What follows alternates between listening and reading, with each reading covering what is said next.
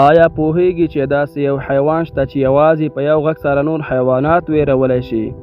داسې حیوان چې غږ یې تر 8 کیلومتره پورې اورېدل کېږي، په ورځ کې تر 20 ساعتونو پورې خوب کوي، خو بیا هم د ځنګل پاچا بلل کېږي. نن به د زمري په اړه داسې حیرانوونکي حقیقتونه درته ووایو چې ښایي تراوسه مو نه وي اورېدلی. نو ویډیو تر پایه وګورئ، ځکه وروستۍ خبره به مو حیران کړي. زمری د پیشوګانو د کورنۍ تر ټولو ځواکمنو حیواناتو څخه دی. د خپل ځواک، زړورتیا او واکمنۍ له امله د ځنګل پاچا بلل کېږي. که څه هم ډېر وخت په ځنګلونو نه بلکې په پراخو دښتو او ساوانا کې ژوند کوي. نن سبا زیاتره زمریان د افریقا په ساوانا او پراخو دښتو کې ژوند کوي. د اسیا زمریان د هند د ګیر په ځنګل کې پاتې دي او شمیر ډېر کم دی.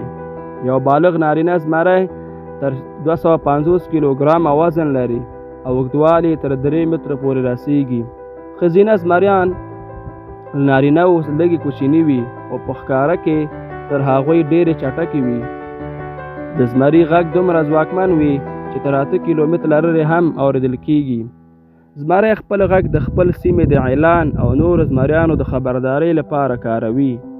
زمری غوښه خوړونکی حیوان دی. د زیبړا، هوسۍ، وحشي، غوا، میخ او نورو لویو حیواناتو ښکار کوي. کله ناکله که خواړه ونه مومي، له نورو ښکاریانو هم ښکار اخلي. ډېری خلک فکر کوي چې نارینه زمری ښکار کوي، خو حقیقت دا ده چې د ډلې ډېر ښکار ښځینه زمریان ترسره کوي، ځکه هغوی ډېر چټکې او منظمې وي. زمری په ورځ کې له 14 څخه تر 20 ساعتونو پورې خوب او استراحت کوي. دا ځکه چې ښکار کول ډېر ځواک غواړي، نو انرژي د استراحت له لارې ساتي. زمریان په ډلو کې ژوند کوي. په یوه ډله کې څو ښځینه زمریان، یو څو نارینه زمریان او د هغوی بچیان ژوند کوي. که څه هم زمری ډېر دروند حیوان دی، خو د لنډ واټن لپاره تر 80 کیلومتره په ساعت پورې منډه وهلی شي. د زمري بچیان د زیږون پر مهال ړانده وي. مور یې په لومړیو میاشتو کې په پوره مینه او پاملرنه لویوي او وروسته یې د ښکار کولو لارې چارې ور زده کوي.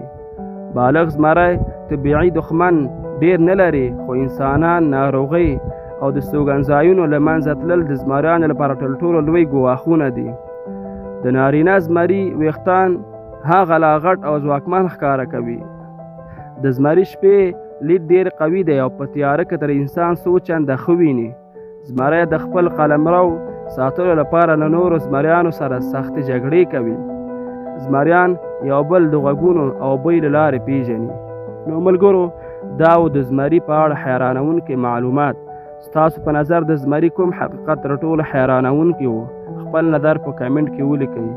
که دا ډول معلوماتي ویډیوګانې خوښوئ نو ویډیو لایک کړئ، چینل سبسکرایب کړئ او د زنګ نښه فعاله کړئ، تر څو زموږ راتلونکي په زړه پورې ویډیوګانې هم له لاسه ور نه کړئ.